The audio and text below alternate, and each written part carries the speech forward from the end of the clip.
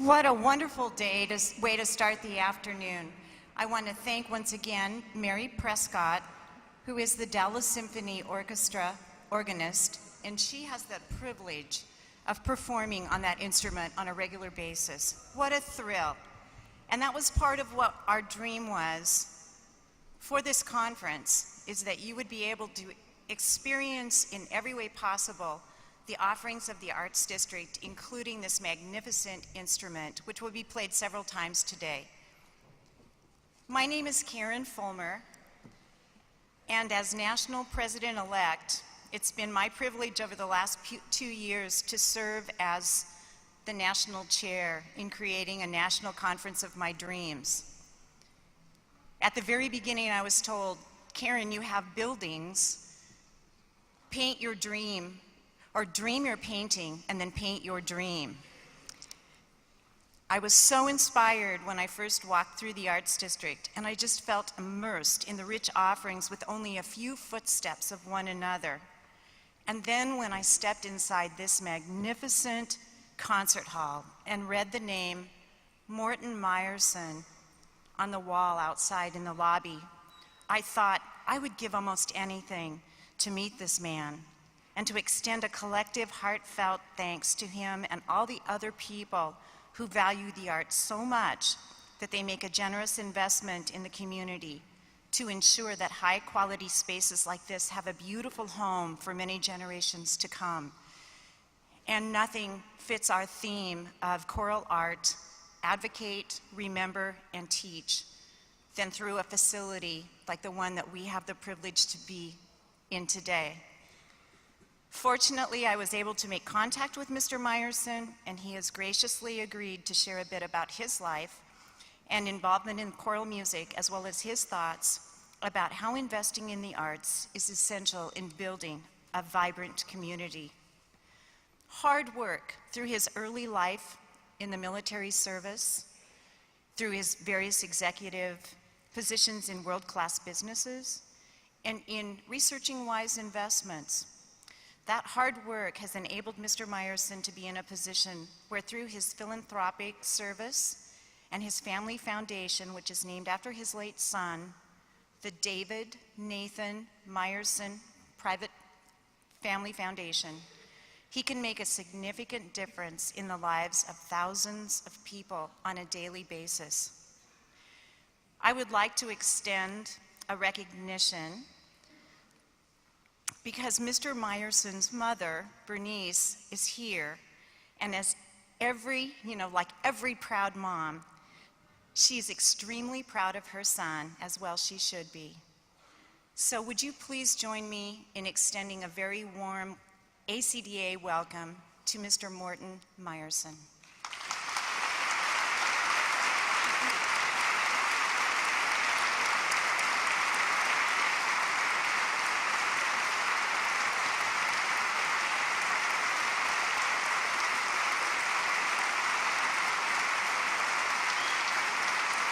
Thank you.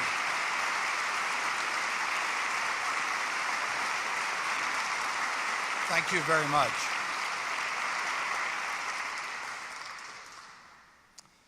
I hope you applaud that way when you hear me speak or after you hear me speak.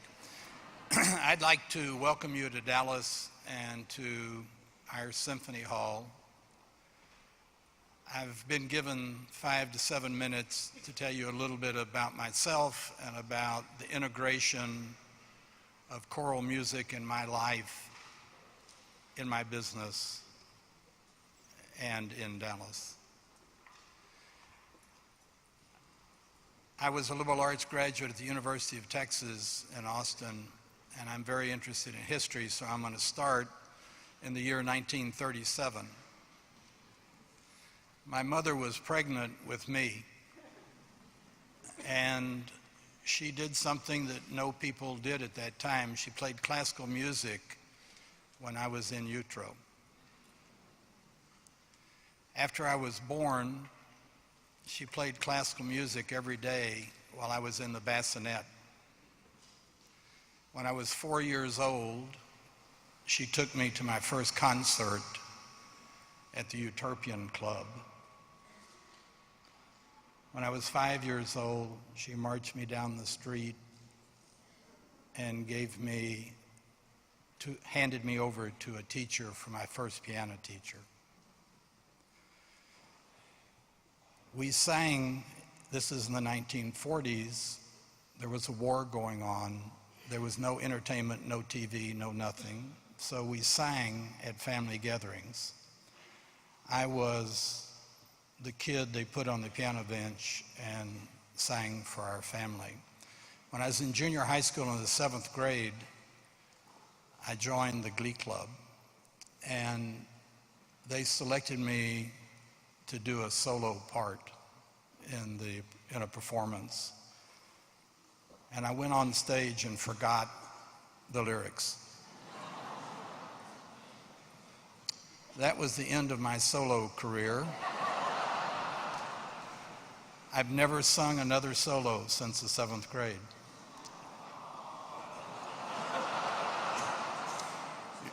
I know it's other people's loss.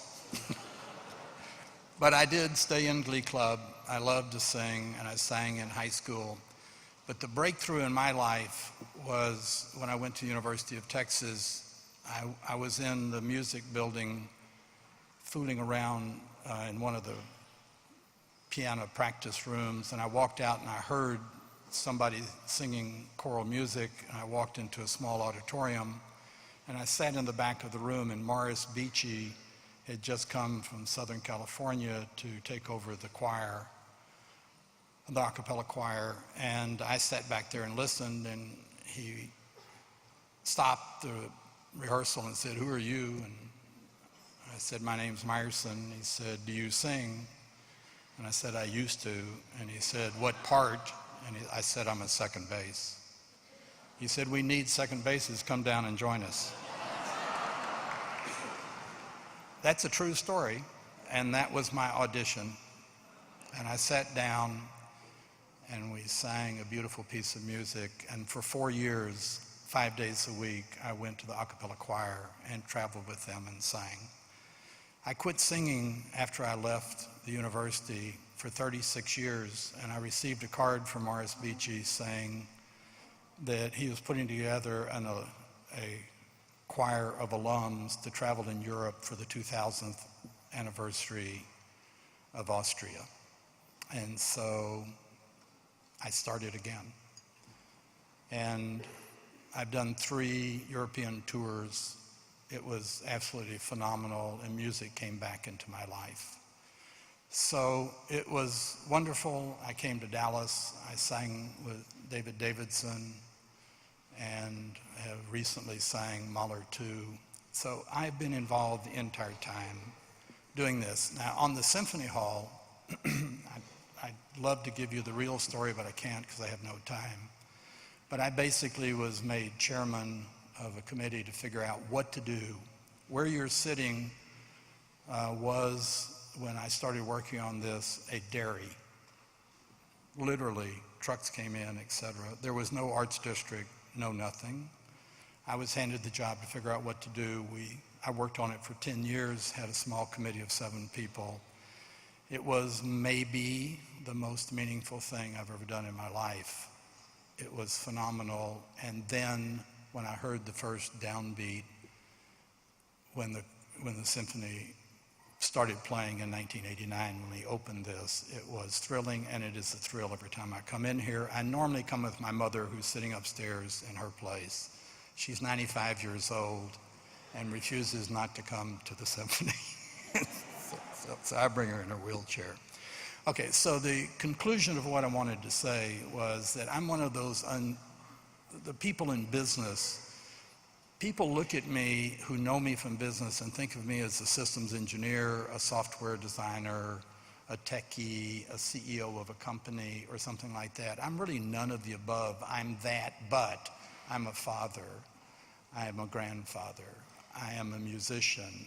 I am a person that loves choral music. And the thing that most interests me is that I am convinced that my success in business came because I was in a chorus. I gave speeches.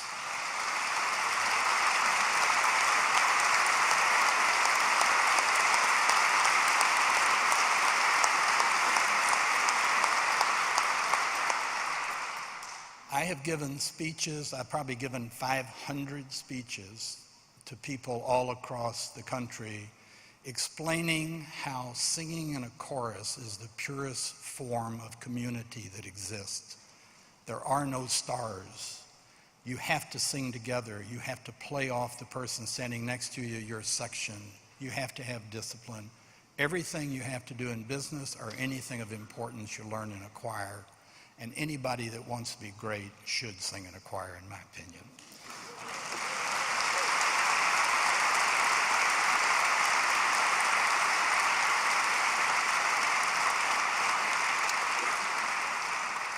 So I'm going to close with one thought, and that is, for all of you who are mothers, you have given birth to children, and I hope that you have given them music, and all future mothers, I hope that they'll do what my mother did for me. And as teachers and choral directors, you are a vital part of creating a workable community that we can all be proud of, and I thank you for your work.